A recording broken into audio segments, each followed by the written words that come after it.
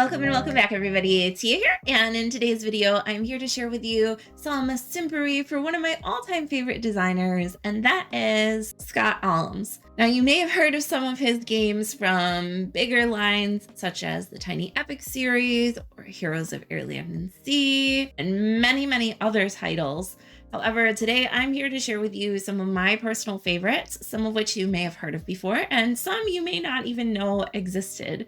So it's going to be a pretty wild ride. I have quite a few different titles here that I am excited to share with you out of Scott's body of work. But without further ado, let's get started. The first game on this list is one of those that you may have heard of, especially if you are into solo board gaming, and that is Warp's Edge. Warp's Edge is a solo bag building adventure where you are going to be fighting off alien invasions of ships and destroying a unique mothership during the course of each play. I've always been a big fan of deck builders, and when I found bag building games that I could play, especially solo, there's just something about the physicality of it that's very relaxing and mindful, and that just draws me into a game experience. And this is a super solid bag builder in terms of its mechanics. I'm not a huge sci-fi person, not a huge space person, but the aesthetic of this game and the way that it's implemented is just very, very clean. I like the use of the unique motherships from game to game, so it changes things up a bit, and there are varying levels of difficulties that you can use.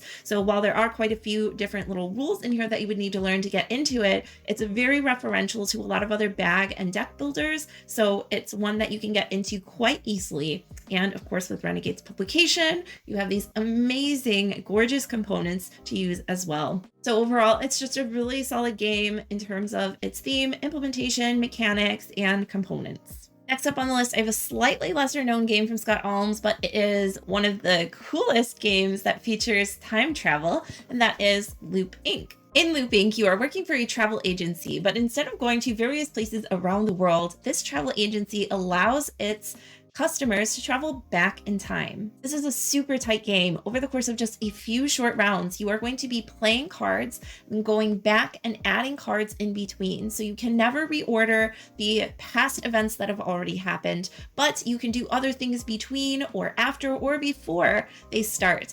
And it's a really cool dance of timing when you're going to do things and how you're going to block out your opponents, because if you ever cannot execute an action that has happened in the past when you go back to the past again, then you will create a paradox and lose points and damage your ship. It's a really fun, loopy kind of theme, but the gameplay is very crunchy and very tight, and it definitely doesn't outstay its welcome. So if you are a fan of games that involve time travel and or just are very tight, strategic games that can be played in a quick amount of time, then you definitely need to be checking out Loop Inc. Next up is another quirky title that's way less known, and that is Island Hopper. In Island Hopper, you are going to be traveling around, picking up and selling goods from various islands. But the catch is that you are going to be doing so blindfolded. So each player will be able to be the pilot at some point during the game, in which case you'll have to close your eyes and drop components out on the board to see which islands they land on. Other players can influence you by shouting things out like, no, we need this, we need that. And it's an interesting, very loose kind of deduction game, because you're trying to see who's going for which sets, who maybe wants the same types of goods that you want to have, score more points that round, and you have to, in the moment, as you're standing there literally blind, decide who to trust and where to drop your pieces. It's a really unique mix of set collection, tiny economic, social deduction, dexterity that I've never seen before. I mean, honestly, how many games can you think of where you have to close your eyes? Just a few, right? And certainly not in the way that Island Hopper has you do it.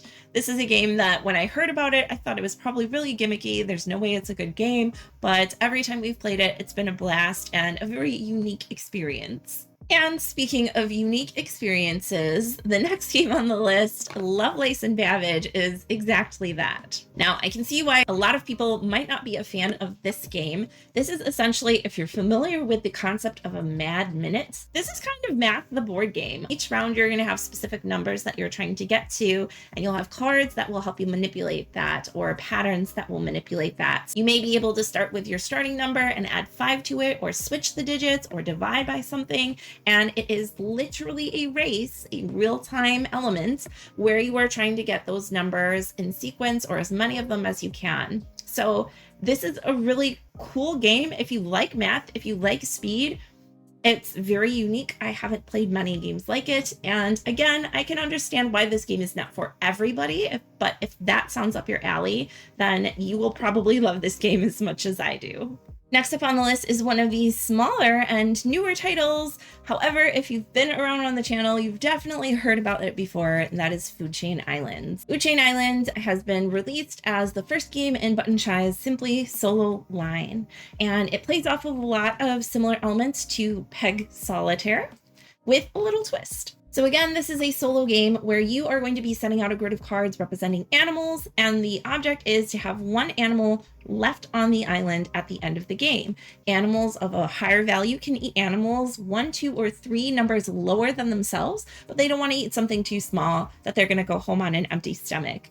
This game really takes, again, that classic element. It takes 2 seconds to learn, but the interesting text on each card and how they interact with each other, paired with several different mini expansions such as the birds, the legendary creatures, and the aquatic creatures, adds a lot of depth and variability from play to play. This is just overall a really delightful little game. There's a lot of whimsy and humor with the art and even the rule book as well. And I actually have a playthrough of this one. If you're interested in learning more about it, I'll put a link up in the card if you want to check that out right after this video. But if you're into solo gaming, if you're into micro games, if you like little puzzles, Food Chain Island is, it's one of my favorites. The next game on this list is definitely a game that you may have heard of, or you've probably at least heard of the line of games it comes from, and that is Tiny Epic Galaxies. The Tiny Epic games are all designed by Scott Almes and published by Gamelin Games. There are quite a few that I like, but Tiny Epic Galaxies is my all-time favorites.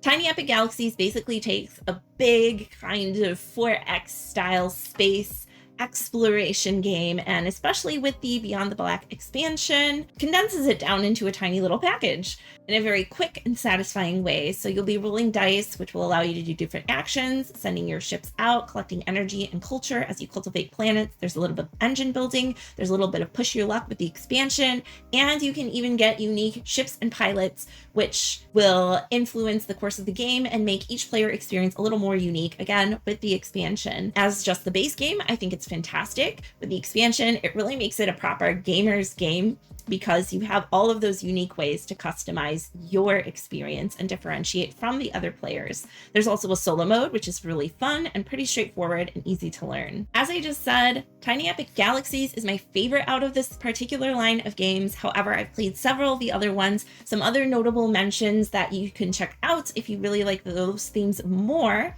are Tiny Epic Zombies, which features many different modes of gameplay, one versus all, cooperative, fully competitive, you name it.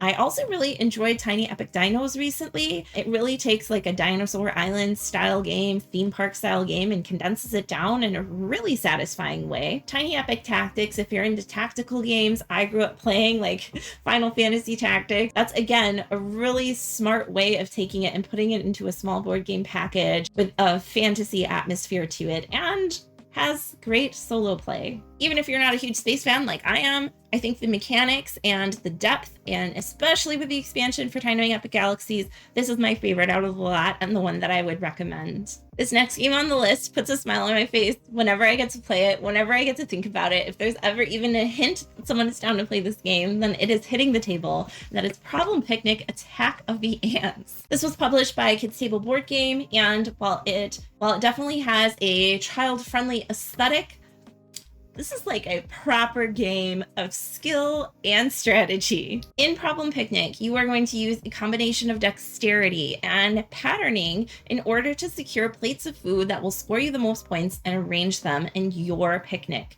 So what you're doing is you are rolling these different ant dice, and based on whoever has the most ants on various plates of food, you'll be taking that food back to your colony and arranging it and scoring it. Certain colors of plates and certain types of plates will score more points, and you're also trying to get different patterns of foods within your colony to score the maximum values. I really love this game because even if you are not particularly skilled at rolling dice, below.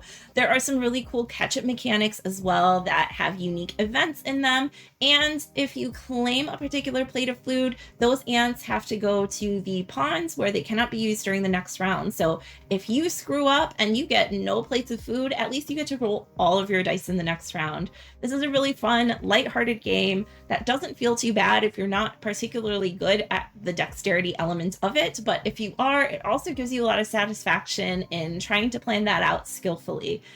It's just a really unique blend of mechanics that I haven't seen in a lot of other games. Either they're purely skill-based or purely strategic, and I think it really does a good job of blending that and creating an engaging experience for players and gamers of any age.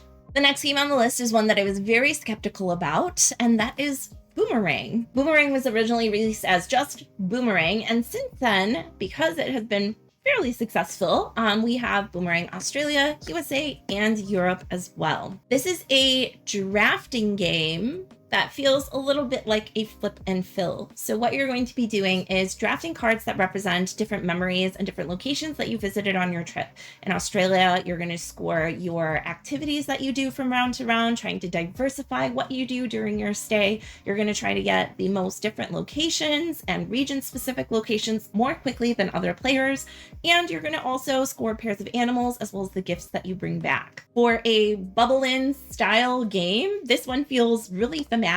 Europe also has some unique scoring with going to different regions, and the USA, you're actually trying to connect different locations to form a railroad from east to west. So just little touches like that do really make these games feel immersive. I think the art is great, the implementation is great, it's a quick teach, the drafting is really cool and engaging, and as you get into that fourth round, it really tightens up. So it creates a really nice game arc in a very short amount of time. It's one of my go-tos. Again, this is a game that I'm always down to play. It's also available, I believe, on Board Game Arena, so you can play it online as well as in person. And I do love the player interactivity with the drafting. I can't say that for all flip and fill or roll and write games where drafting may not happen and it feels like more of a solo experience. This one definitely does, but once you get a couple plays under your belt and understand how the cards work together, you can really rely heavily on that drafting element, and to be really good at it and masterful, you do have to keep track of what everyone else is doing. So I really love Boomerang Australia. It's my most played of the three, but Europe and Boomerang USA are also available if you prefer those locations instead. And last but not least, we have another game that fulfills this idea of whimsy and fun, but also depth of strategy with some really cool game mechanics. And this is The Great Dinosaur Rush. In this game, you're playing as paleontologists/curators who are digging up dinosaur bones and putting them on display at the local museum. In order to get your bones, you're going to be manipulating your meeples around the board and trying to collect different sets of bones. Each color of bone that you take will determine what it can be used as, whether it's a leg bone, a rib bone, a neck bone, a head bone. And the cool thing about this too is there's a little bit of push your luck, because if you're feeling very virtuous, you can just take the bones in front of you. Or if you're feeling really tricky, you can take a notorious action, which will give you a bigger benefit. But at the end of the game, if you have the most notoriety, you lose. However, if you have some notoriety but not the most, it actually flips and you get those points instead. So there's a little bit of mischievousness going on there with your bone collection and actions during each round. The second part of each round is building your actual dinosaur. So you will have different scoring objectives personal to you of dinosaurs that you are trying to make, but also a central kind of market, if you will, that all players can manipulate, saying, okay, this round we want dinosaurs with big heads, or this round what the people want to see is dinosaurs that are very long. And so you're going to be scoring those particular public objectives based on what everybody is going for, but also your personal objectives as well. And just creating your dinosaurs, there are quite a few little rules. It's not a free-for-all, so it's highly strategic in terms of which bones you get and how you create your dinosaur. It's also interesting because you have to use all the bones that you get, so you can't be too greedy, just like with the notorious actions. You really have to plan and be sometimes reserved in what you do or do not take. I know there are a lot of dinosaur games out there, but this game and how it's implemented has such a unique theme. As a child, who didn't grow up watching Jurassic Park and want to become a paleontologist? Like, Be honest. That was you at some point too. I know it was me. And this game really fulfills that childhood wonder, but with some super strategic choices and a lot of player interaction and a lot of humor and revealing your dinosaur and showing the world your creation. It just captures so much joy and so much energy and excitement, but also with some, again, high strategy and very rewarding payoff for the choices that you make. And overall, I think that's one of the things that I love the most about Scott Almes' designs. With the games that you saw here today, there's so much variety in the theme, so much variety in the mechanics, the implementation. And Scott Almes is a very seasoned designer. It's really cool to see that even throughout all of that, we have these unique little tidbits that have ideas and concepts and themes that I've never seen from any other designers. And the fact that he has so many of them shows that he really has a passion for board games. And I think that his games are really some of the most unique and fun games that I've ever played. The fact that he takes time to do these passion projects on the side with all variety of publishers and just has so much representation in so many different areas of board gaming is just really, really awesome to see. So there you have it. Those are some of my all-time favorite board games from one of my all-time favorite designers, Scott Almes. If you enjoyed this video, please consider giving it a thumbs up down below so that this video can get out to a wider audience and more people can learn about these amazing games. And if you enjoyed it and would like to see more, be sure to subscribe and click the bell button for notifications. You can also comment while you're down there and let me know if you have any other favorite games from Scott Almes or any other favorite designers that you'd like to see in this series. That's all the time we have for today. Thank you as always for joining me, and I will see you next time. Bye.